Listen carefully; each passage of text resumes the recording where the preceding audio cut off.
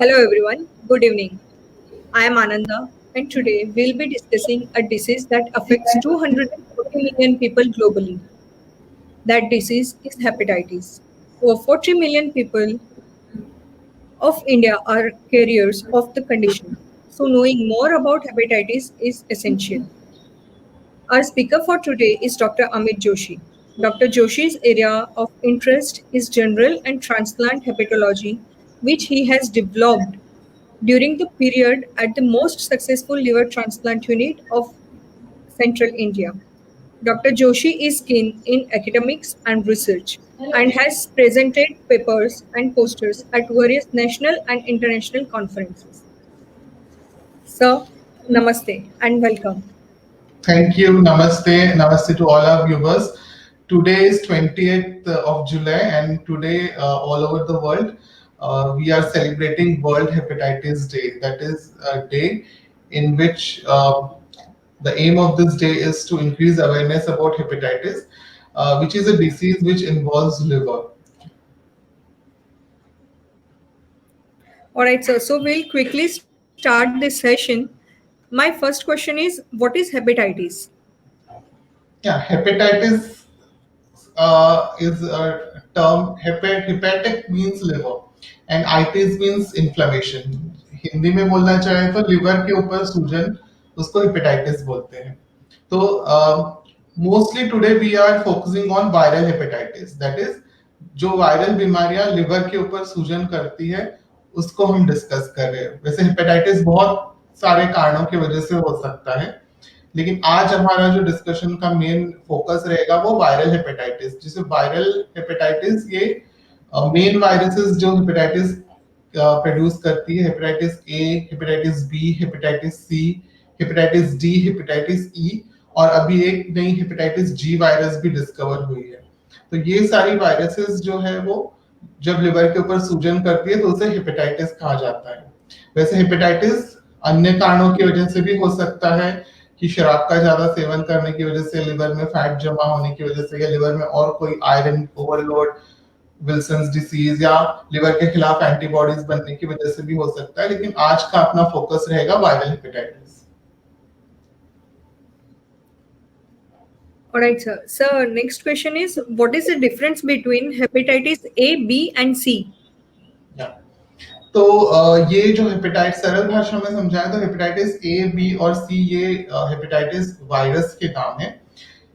Generally in virus के symptoms are almost similar. आप symptoms wise कोई पेशेंट जब आपके पास आता है सिम्टम्स लेके, तो उनको आप डिफरेंशिएट नहीं कर सकते. लेकिन जब आप ब्लड टेस्ट कराते हैं, वायरल स्पेसिफिक इन्वेस्टिगेशंस कराते हैं, तो आप डिफरेंशिएट कर पाते हैं कि ये कौन से वायरस के कारण कौन सा हेपेटाइटिस हुआ है. तो अगर हेपेटाइटिस ए की वजह से हुआ है तो उसे हेपेटाइटिस ए कहा जाता है. हेपेटाइटिस बी वायरस की वजह से हुआ तो हेपेटाइटिस बी कहा जाता है. सिमिलरली हेपेटाइटिस सी की वजह से हुआ तो हेपेटाइटिस सी कहा जाता है. तो ये जो वायरसेस है ये डिफरेंट टाइप्स ऑफ वायरसेस है. हेपेटाइटिस बी डीएनए वायरस है, हेपेटाइटिस ए और सी जो है वो आरएनए वायरसेस है. लेकिन सबसे इंपॉर्टेंट जो डिफरेंसेस है हेपेटाइटिस ए और हेपेटाइटिस ई, ये जो है लिवर को लॉन्ग टर्म नुकसान नहीं पहुंचाते. ये थोड़े टाइम के लिए लिवर में सूजन प्रोड्यूस कर देते हैं और मेडिकेशन से या सेल्फ लिमिटेड उनकी जो नेचुरल हिस्ट्री की वजह से वो रिजॉल्व हो जाते हैं.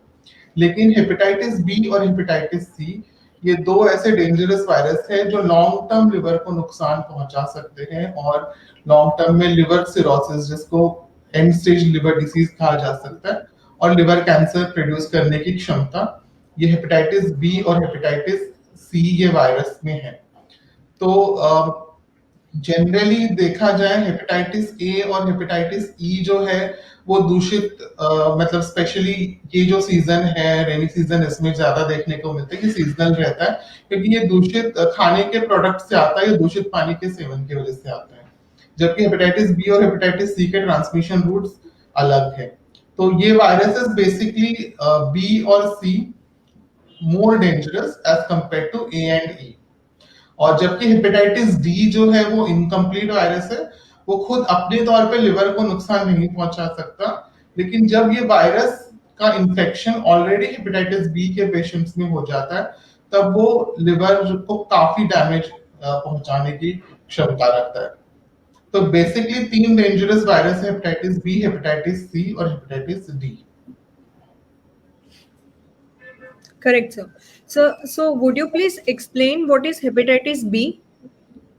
Yeah, hepatitis B is a virus. It's a DNA virus. Um, Actually, it was discovered accidentally by Bloomberg, Professor Bloomberg, and तब से उसका नाम हेपेटाइटिस बी वायरस करके रखा है। Now this virus infection is very common in India. India में जो ICMR की स्टडी हुई है उसमें अपनी जो 135 अपनी जो पॉपुलेशन है उसमें एटलीस्ट 1 to 4% ऑफ पॉपुलेशन में hepatitis B surface antigen positivity मिलती है। अभी hepatitis B surface antigen positivity का मतलब ये नहीं है कि उस व्यक्ति को एक्टिव हेपेटाइटिस बी है।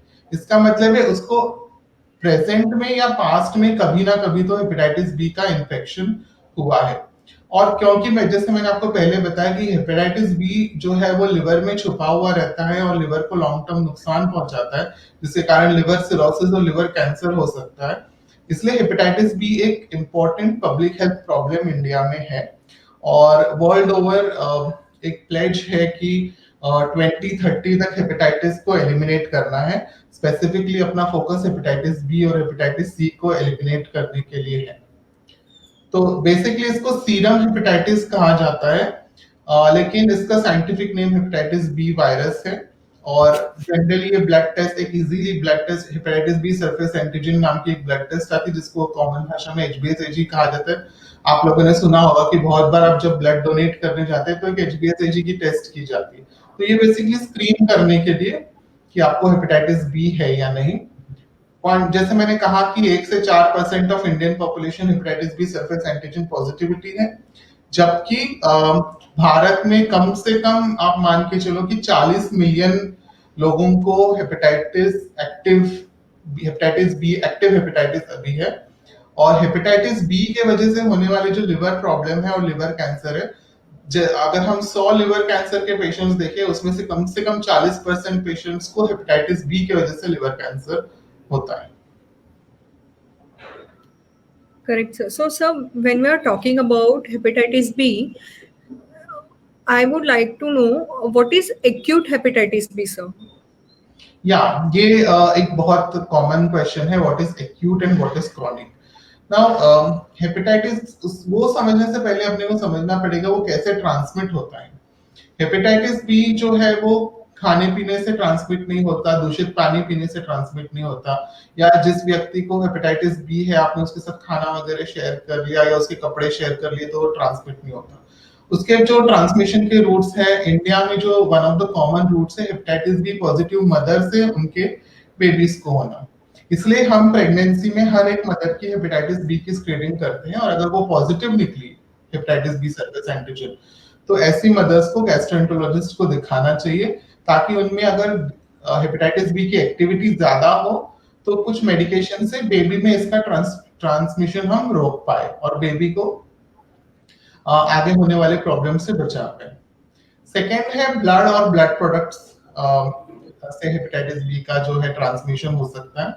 नाउ पहले जो अभी अपना जो है इसे वॉलेंट्री ब्लड डोनेशन रहता है, इसमें हर पेशेंट जो भी ब्लड डोनेट करने के लिए हेल्दी इंडिविजुअल रहते हैं उनकी सबकी स्क्रीनिंग की जाती है। लेकिन अगर किसी व्यक्ति को हेपेटाइटिस बी है तो उसके हेपेटाइटिस बी वायरस उसके ब्लड में जाके और अगर वो ब्लड किसी और व्यक्ति को दिया गया तो उससे ट्रांसमिशन हो सकता है। इसलिए हमेशा हर ब्लड बैंक इंडिया में ये नियम है, कानून है कि हेपेटाइटिस बी की स्क्रीनिंग करेगी, उसके बिना किसी का ब्लड एक्सेप्ट नहीं किया जाता। तीसरा है असुरक्षित यौन संबंधों से भी हेपेटाइटिस बी होता है। और फिर नीडल प्रिक जो इंट्रावेनस ड्रग अब्यूजर्स वगैरह रहते हैं उनसे हेपेटाइटिस बी होता है। नाउ हेपेटाइटिस बी का वायरस अगर सपोज किसी व्यक्ति को लग गया तो उसको जो है लिवर में प्रॉब्लम या उसको जो सिम्टम्स है वो दूसरे दिन नहीं आते।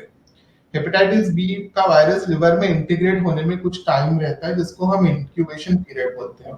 जनरली वो 1 महीने तक का रहता है, यानी कि 1 महीने तक आदमी है उसको अगर हेपेटाइटिस बी का इन्फेक्शन हो गया तो उसके ब्लड में हेपेटाइटिस बी के वायरस जरूर रहेंगे, लेकिन उसको कोई सिम्टम्स नहीं रहेंगे। उसको विंडो पीरियड भी कहा जाता है। तो ऐसे व्यक्ति को हम ब्लड टेस्ट से स्क्रीन कर सकते हैं। नाउ अभी आपका जो क्वेश्चन है एक्यूट हेपेटाइटिस बी किसे बोलते हैं? एक्यूट हेपेटाइटिस बी यानी जो व्यक्ति जिसको 6 महीने के अंदर हेपेटाइटिस बी का इन्फेक्शन हुआ है उसको एक्यूट हेपेटाइटिस बी बोलते हैं। जनरली 80% ऑफ दिस पेशेंट्स को कोई सिम्टम्स नहीं होते। जब वो पूरी तरह से स्वस्थ दिखते हैं, जब वो ब्लड टेस्ट किसी कारण की वजह से कराते हैं तो उसमें hepatitis B surface antigen positivity detect हो जाती है। लेकिन 20% ऐसे पेशेंट हैं जिनको सिम्टम्स हो सकते हैं और मेनली सिम्टम्स सारे हेपेटाइटिस के सेम रहते हैं कि कमजोरी लगना, भूख कम होना, उल्टी जैसा लगना और सीवियर कंडीशन में जॉन्डिस जिसको आंखें पीली होना, यूरिन एकदम येलो कलर का होना ऐसे। और कुछ पेशेंट्स को उसमें शरीर में खुजली आना जिसको प्लूराइटिस कहा जाता है वो हो सकता है। तो इसको एक्यूट कंडीशन बोलते हैं। अगर ये व्यक्ति एक्यूट हेपेटाइटिस बी का अच्छे से ट्रीट हो गया या मेडिसिन से या सेल्फ लिमिटेड उसकी इम्यूनिटी से, तो फिर वो वायरस इन्फेक्शन कंट्रोल किया जा सकता है। लेकिन 10 to 30% ऑफ ऐसे पेशेंट्स जिनको एक्यूट हेपेटाइटिस बी हुआ है वो क्रॉनिक हेपेटाइटिस बी की कंडीशन में जाते हैं, यानी कि उनका जो वायरस है वो बॉडी क्लियर नहीं कर पाती और उसका जो डीएनए है वो लिवर के डीएनए में इंटीग्रेट हो जाता है और ऐसे कंडीशन को क्रॉनिक हेपेटाइटिस बी बोले जाते हैं। ये क्रॉनिक हेपेटाइटिस बी डिटेक्ट करना सिर्फ ब्लड टेस्ट से हो सकता है, जिसमें उनकी एक एचबीएसएजी पॉजिटिविटी टेस्ट करते हैं और जो पॉजिटिव आई पेशेंट को कोई लिवर फंक्शन टेस्ट वगैरह करना पड़ता है अगर सिम्टम्स हो या ना हो। तो if more than 6 months it is considered as chronic hepatitis B.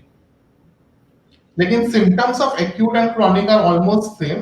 It only depends on the duration कि कहाँ पे पेशेंट को इन्फेक्शन हुआ है।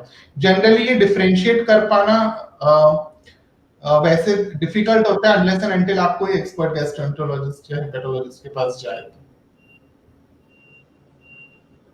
Right, sir. So you just have mentioned about chronic hepatitis B, right? So what is like who is most likely to get chronic hepatitis B, sir? किनको लग सकता है ये सब चीजों का? जैसे मैंने बताया कि ट्रांसमिशन कैसे होता है हेपेटाइटिस बी का, तो वही लोग ज्यादा रिस्क में रहते हैं कि हेपेटाइटिस बी पॉजिटिव मदर्स से होने वाले जो बेबीज रहते हैं अगर उनको समय रहते ही एंटीवायरल मदर को नहीं दिया गया तो ऐसे न्यूबॉर्न्स फ्यूचर में जाके क्रॉनिक हेपेटाइटिस बी होने के चांसेस रहते हैं। इनफैक्ट इंडिया में जो भी अभी क्रॉनिक हेपेटाइटिस बी के पेशेंट आ रहे हैं most of them have history of hepatitis B in their mothers in family. तो ये one of the most common है। फिर ऐसे लोग जो इंट्रावेनस ड्रग अब्यूजर है जिनको हमेशा ब्लड चढ़ता रहे, जैसे थैलेसीमिया के बच्चे रहते हैं जिनको रेगुलरली ब्लड ट्रांसफ्यूजन या ब्लड प्रोडक्ट्स, हीमोफीलिया के पेशेंट्स रहते हैं जिनको ब्लड प्रोडक्ट्स चढ़ाने पड़ते हैं, वो एक हेपेटाइटिस बी के रिस्क में रहते हैं। सेकेंडली जिनको डायलिसिस चल रही है ऐसे मरीज भी हेपेटाइटिस बी के रिस्क में ज्यादा है। जिन लोगों को और क्रॉनिक दूसरी लिवर की बीमारियां हैं ऐसे लोग भी हेपेटाइटिस बी के रिस्क में ज्यादा रहते हैं। और जो असुरक्षित यौन संबंध रखते हैं उनको हेपेटाइटिस बी होने के साथ में और सेक्सुअली ट्रांसमिटेड इन्फेक्शन, एचआईवी होने के चांसेस ज्यादा रहते हैं। तो ये सब रिस्क में है। अपने यहाँ पे हेपेटाइटिस बी का वैक्सीनेशन जो है वो 1980 से अवेलेबल है। इंडिया में 90s में प्रोग्राम इंटीग्रेट हुआ है हेपेटाइटिस बी वैक्सीनेशन का। तो जनरली जिनका बर्थ 1990 से पहले हुआ है ऐसे सभी व्यक्तियों को अपना ब्लड में हेपेटाइटिस बी सरफेस एंटीजन की एक टेस्ट करा लेनी चाहिए, जिससे अपने को पता चलेगा कि वो कैरियर तो नहीं कहीं फ्यूचर में या पास्ट में उन्हें कोई इन्फेक्शन हुआ है या नहीं। Right. So this is a very very what do we say important information, you know, कि 1990 से पहले जिनका भी बर्थ हुआ है उनको एक बारी ये टेस्ट करवा लेना चाहिए। The doctor is suggesting the same. Right. So moving forward, how does it spread, sir? Hepatitis A और ई जो है ये दूषित खाने पीने की वस्तुओं से, मतलब एकदम अनहाइजीनिक फूड प्रोडक्ट्स या अनकुक्ड फूड खा लिया या आपकी अगर पर्सनल हाइजीन अच्छी ना हो उसकी वजह से हो सकता है। इसको फीको ओरल रूट ऑफ ट्रांसमिशन बोलते हैं, क्योंकि ये वायरस जो हेपेटाइटिस ए और ई उसकी शेडिंग जो है वो स्टूल के थ्रू होती है। और अगर अपनी सैनिटेशन फैसिलिटीज ठीक ना हो तो वो स्टूल्स जो है वो कभी पानी के सोर्स से अगर मिल गया तो फिर वो हेपेटाइटिस ए और ई का आउटब्रेक हो जाता है। तो जनरली उसको प्रिवेंट करने के लिए आप कुक फूड खाएं, पानी बॉईल करके पिए और सैनिटेशन अच्छा रखें, तो हेपेटाइटिस ए और ई अच्छे से प्रिवेंट हो जाता है। जबकि बी और सी जैसे मैंने बताया कि मदर टू बेबी, फिर intravenous drug user, blood products के थ्रू, ब्लड और ब्लड प्रोडक्ट्स जो कोई अपना रेजर वगैरह जो अनस्टेराइल इंस्ट्रूमेंट्स से अगर यूज कर लिया तो उसकी वजह से हो सकता है, और अनसेफ सेक्सुअल रिलेशंस रखने की वजह से हो सकता है। Right, sir. So, sir, we are done with our questions. May we have the viewer questions, please? So, Vipin is asking, can hepatitis B be prevented? Yeah, Vipin, first of all, I will congratulate. It's a very good question. Hepatitis B is a 100% preventable disease.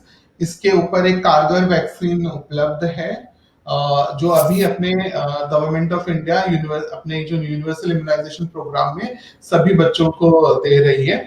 अगर आप adult भी हो और अगर आपको vaccine लेना हो तो भी आप एलिजिबल होते हो, लेकिन आपको उसके पहले हेपेटाइटिस बी का टेस्ट जरूर कर लेना चाहिए, क्योंकि मैंने जैसे बताया 1 to 4% ऑफ इंडियन पॉपुलेशन, अभी इंडिया की पॉपुलेशन इतनी ज्यादा है कि 1 to 4% of that population is a huge number. And I would also like to add Vipin के क्वेश्चन में कि वैक्सीन इज सबसे इंपॉर्टेंट अपने पास हेपेटाइटिस बी प्रिवेंशन के लिए टूल है, लेकिन इम्पोर्टेंट जो यूथ को और स्पेशली जो जागरूक रहना चाहिए कि कोई भी तरह से इंट्रावेनस ड्रग्स अब्यूज से दूर रहे, ठीक है, कोई भी तरह के असुरक्षित यौन संबंधों से दूर रहे, और मोस्ट इम्पोर्टेंटली सारी एक्सपेक्टेंट मदर्स को हेपेटाइटिस बी सरफेस एंटीजन का टेस्ट करा लेना चाहिए, जो अपने गायनेकोलॉजिस्ट रूटीनली करा रहे हैं। और अगर वो पॉजिटिव आते हैं तो इससे घबराने की जरूरत नहीं है।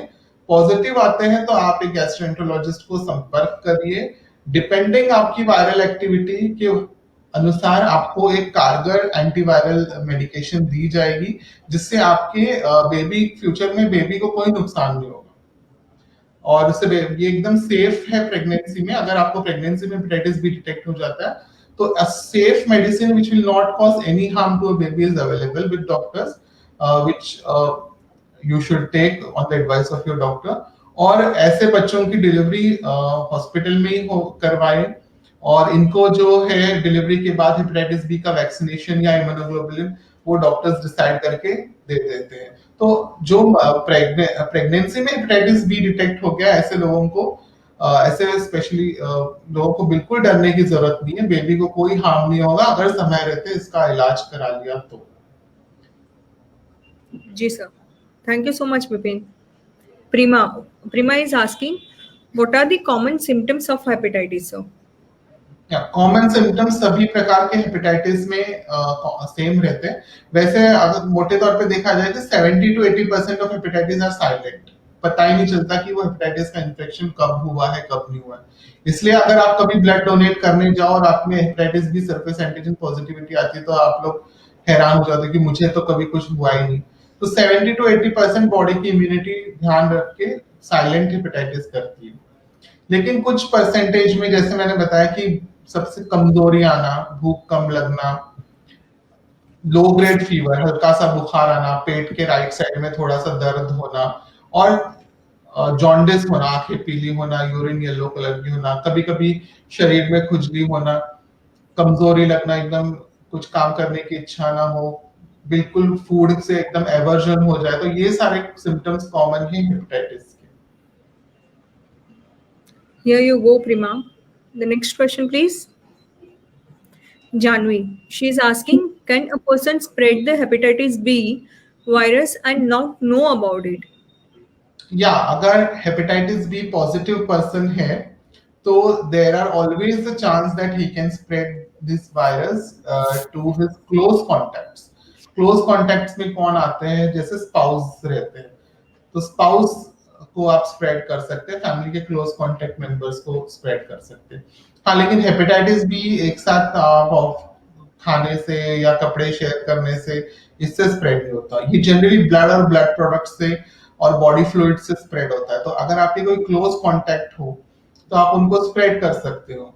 या तो अगर आप हेपेटाइटिस बी पॉजिटिव हो और आपका ब्लड किसी को ट्रांसफ्यूज कर दिया तो वो जिसको ब्लड ट्रांसफ्यूज करते हैं उसमें स्प्रेड होता है। लेकिन अभी ब्लड से हेपेटाइटिस बी होना या हेपेटाइटिस सी होना is almost next to impossible, because अपने पास काफी ब्लड बैंक में सेंसिटिव टेस्ट आ गए हैं जो हेपेटाइटिस बी और हेपेटाइटिस सी के वायरस जो बहुत कम रेप्लिकेट हो रहे हैं उनको भी पकड़ लेते हैं और ऐसे ब्लड को रिजेक्ट किया जाता है। Okay, sir. Harsh Bhavsar is asking, what are some common treatment procedures for hepatitis in general? या अगर हेपेटाइटिस ए और हेपेटाइटिस ई है तो generally body takes care of that infection, उससे लिवर को कोई नुकसान नहीं पहुंचता और generally body takes care and just supportive treatment के साथ व्यक्ति 2 से 3 हफ्तों में रिकवर हो जाता है। हाँ, लेकिन एक केवियट इसमें ये है कि 10 to 30% of hepatitis A and hepatitis E develop a severe inflammatory response जो acute liver failure में culminate हो सकता है। And I have seen many cases of acute liver failure due to hepatitis A and hepatitis E, which required a liver transplantation also. Specially pregnancy में अगर hepatitis E हो जाए तो ये थोड़ी सी डेंजरस चीजें हैं, डेंजरस मतलब मानते हैं उसको, क्योंकि ऐसे patients hepatitis acute hepatic failure में लिवर फेलियर में जाने के चांसेस रहते हैं। तो जनरली हेपेटाइटिस ए और हेपेटाइटिस ई से घबराने की जरूरत नहीं है। अगर आपको हेपेटाइटिस ए और ई के लक्षण है या आपके ब्लड में कुछ लिवर फंक्शन टेस्ट एबनॉर्मेलिटी है तो आप तुरंत आपके डॉक्टर को संपर्क करें। और अगर हेपेटाइटिस ए और हेपेटाइटिस ई पॉजिटिव आता है तो आपके डॉक्टर से आप रेगुलर टच में रहिए, उसकी जो सपोर्टिव ट्रीटमेंट है वो लीजिए। And if you are pregnant then specially इस सीजन में आप बाहर का खाना सब बंद कर दीजिए, क्योंकि हेपेटाइटिस ई जो है वो दूषित खाने और पानी से फैलता है। तो अगर आप प्रेग्नेंट हैं तो कुक्ड फूड, घर का बनाया हुआ साफ सुथरा खाना ही देना, जिससे हेपेटाइटिस ई होगा नहीं प्रेगनेंसी में। बिकॉज हेपेटाइटिस ई एडल्ट्स में वैसे कुछ प्रॉब्लम नहीं करता है, लेकिन 10 to 30% में हेपेटाइटिस लिवर फेलियर कर सकता है और प्रेगनेंसी में ये लिवर फेलियर के ज्यादा चांसेस रहते हैं। जबकि हेपेटाइटिस बी और हेपेटाइटिस सी के लिए स्पेसिफिक एंटीवायरल मेडिकेशंस अवेलेबल है। In fact hepatitis C is the only curable chronic virus disease. 12 to 24 weeks में से एंटीवायरल से अच्छे से क्योर किया जाता है और अभी इंडिया में काफी इफेक्टिव एंटीवायरल अवेलेबल है। हेपेटाइटिस बी की ट्रीटमेंट जरूर थोड़ी सी जटिल होती है हेपेटाइटिस सी से, पेशेंट को रेगुलर डॉक्टर के टच में रहना पड़ता है। Harsh Panchal is asking, is there an age limit for hepatitis B vaccine? There is no age limit of hepatitis B vaccine. अगर आपको बचपन में हेपेटाइटिस बी वैक्सीन नहीं मिला है तो आप कभी भी एडल्टहुड में ले सकते हैं, प्रोवाइडेड आपको पास्ट में इन्फेक्शन ना हुआ हो। क्योंकि अगर आपको पास्ट में इन्फेक्शन हुआ हो तो आपके अंदर नेचुरल एंटीबॉडीज डेवलप हो जाती है। तो अगर पास्ट में इन्फेक्शन नहीं हुआ हो तो you are eligible for hepatitis B vaccine. And every time tomorrow is a means a good day. If you are like not having hepatitis B in the past, then just get tested for hepatitis B surface antigen, and if you're negative then you are eligible for vaccine. कुछ लोगों को ऐसा doubt रहता है कि उनको past में hepatitis B infection हुआ है नहीं हुआ है, एक बार बचपन में कभी पीलिया हुआ था जो 2-3 हफ्ते में ठीक हो गया हो। ऐसे लोगों को डॉक्टर से संपर्क करना चाहिए वैक्सीन लेने से पहले। उसमें हम एक सिंपल टेस्ट करते हैं हेपेटाइटिस बी सरफेस एंटीजन की और एंटी हेपेटाइटिस बी एंटीबॉडी की। अगर वो नेगेटिव रहता है और एंटीबॉडीज भी नेगेटिव रहती है तो वैक्सीनेशन का फुल कोर्स दिया जाता है। अगर उसमें एंटीबॉडी की लेवल नेचुरली रहती है तो फिर ऐसे व्यक्तियों को वैक्सीनेशन की जरूरत नहीं पड़ती। लेकिन अगर आप डाउट में हो कि आपको वैक्सीन लगाना है नहीं लगाना है तो बेटर आप एक बार डॉक्टर से कंसल्ट किया करो। वो एक सिंपल ब्लड टेस्ट करके आपको बता देंगे कि आप वैक्सीन एलिजिबल हो या नहीं हो। बिकॉज मोस्टली हमारे पास जो पेशेंट आते हैं हेपेटाइटिस बी के, जनरली वो कोई ब्लड डोनेशन कैंप में गए हुए रहते हैं और उनका हेपेटाइटिस बी पॉजिटिव आया रहता है, या कोई सर्जरी हो रही रहती है उसके वर्कअप में हेपेटाइटिस बी पॉजिटिव आया रहता है, और ऐसे पेशेंट को पास्ट में क्या इन्फेक्शन हुआ, कब हुआ, कोई जानकारी नहीं रहती। जब हम डिग डीप करते हैं तो ऐसे कुछ लोगों में पॉजिटिव हिस्ट्री मिलती है कि मदर को हेपेटाइटिस बी था या फैमिली मेंबर्स को था।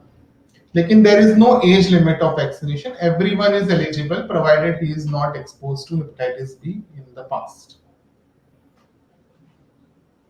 Right, sir. So we are done with our session. Janvi Singh is appreciating the session. So, any other information would you like to share about the hepatitis Yeah, apart from this? yeah. I want to tell public at large कि hepatitis से डरने की कोई जरूरत नहीं है. Hepatitis Correct, B sir. और hepatitis C are totally good, easily manageable illness. It doesn't mean that कि आपका liver एकदम खराब हो गया या कुछ प्रॉब्लम हो गया. Even if liver cancer develop हो गया हेपेटाइटिस बी और हेपेटाइटिस सी से, आजकल लिवर कैंसर में भी ऐसी थेरेपीज आ गई है जिससे पेशेंट को अच्छे से क्योर होता है. द अगर हमें 2030 तक हेपेटाइटिस बी और सी को एलिमिनेट करना है तो prevention is the important weapon in our hand, or we have a very effective vaccine against hepatitis B, and we have a very good antiviral against hepatitis C. तो screening important है. अगर किसी को कोई भी डाउट हो hepatitis B और hepatitis C के लिए, सिंपल ब्लड टेस्ट से पता लगा सकते हैं. तो जनरल पब्लिक को कोई हिचकने की कोई जरूरत नहीं है. अगर कोई भी डाउट हो या कोई भी सिम्टम्स हो, आप डॉक्टर को कंसल्ट करिए, अपने हेपेटाइटिस बी हेपेटाइटिस सी को टेस्ट करिए. इवन इफ पॉजिटिव आ जाता है, you will be easily managed in the hands of experts. Wonderful sir, wonderful. मैं व्यूअर्स को और एक बात बताना चाहती हूँ कि आपको ये सेशन के बाद भी कोई भी सवाल है, कोई भी कंसर्न है रिगार्डिंग हेपेटाइटिस और types of hepatitis and anything you want to know about, you please mention your question in the comment section, and like Dr. shall get back to you soon. And sir, it was a wonderful session. Thank you so very much, sir. Thank you. My Thank you so pleasure. much. Thank you so much, sir. Thank you.